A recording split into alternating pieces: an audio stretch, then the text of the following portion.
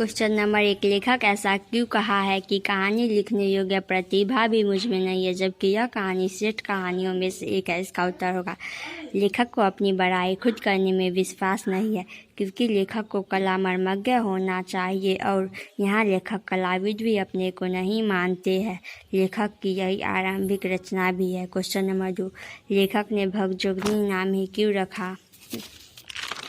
इसका उत्तर होगा, यह कहानी ग्रामीण परिवेश की सच्ची घटना पर आधारित कहानी है, जिसमें लेखक ने महिला पात्र का नाम भगजोगनी रखना सार्थक लगा।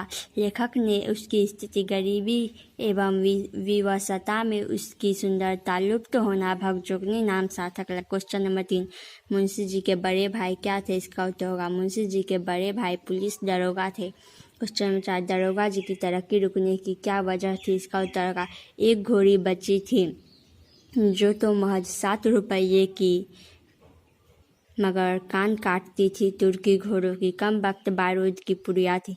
बड़े बड़े अंग्रेज अफसर उस पर दांत गड़ाए रह गए, मगर दरोगा जी ने सबको नींबू नून चटा दिया। इसी घोड़ी की बदौलत उनकी तरक्की रुकी रह गई। क्वेश्चन नंबर 5, मुंशी जी अपने बड़े भाई से कैसे उस्सीन हुए?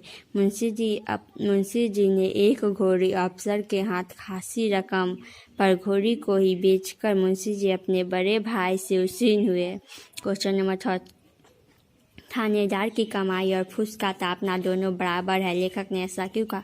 दरोगा जी के रहते मुंशी जी की मौज मस्ती हुई और घी के दिए जलाए उनके मरने के बाद सारी खत्म हो गई। इसी संदर्भ में लेखक ने यह बात कही है।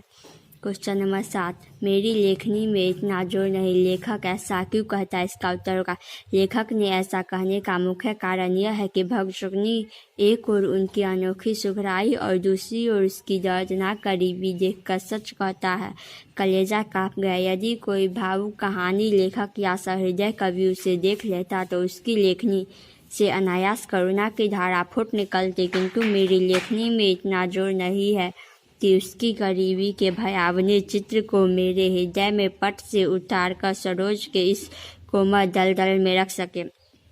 क्वेश्चन नंबर 8, भगजोगनी का सौंदर्य क्यों नहीं खिल सका? इसका उत्तर होगा, भगजोगनी का सौंदर्य नहीं खिलने का मुख्य कारण गरीबी है। वह तो दाने दाने को तरसती रहती थी। एक बिता कपड़े के लिए मुहताज से सिर में लगाने के लिए एक चुल्लू अलसी का तेल भी सपना हो रहा था।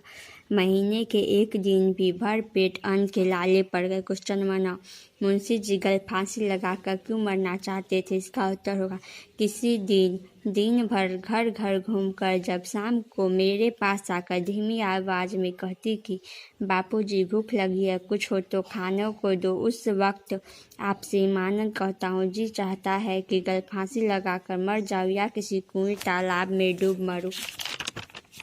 इसके बाद क्वेश्चन नंबर 10, भगजोगनी का दूसरा वर्तमान नवयुवक पति उसका सौतेला बेटा, यह घटना समाज की किस बुराई की ओर संकेत करती और क्यों? इसका उत्तर होगा, भगजोगनी की शादी वृद्ध से हुई थी जो उसके तरुणाई आते ही मर गया। आज वह युवती है, उसका सौंदर्य उसके वर्तमान पति का स्वर्गीय धन है। दूसरा पति उसका सौतेला बेटा है। यही समाज की नियति है कि इस वातावरण में जीने को मजबूर है। यह घटना समाज की सबसे खराब बुराई की ओर संकेत करती है। क्वेश्चन नंबर 11, इस कहानी का सारांश अपने शब्दों में लिखे। इस कहानी का सारांश आप लोग देख लीजिए और समझ कर लिख सकते हैं। कहानी का सारांश थोड़ा लंबा है, जब कहानी इतनी लंबी है तो सारांश भी इसका थोड़ा लंबा होगा। ऐसी कहानी देख के आप लोग लिख सकते हैं।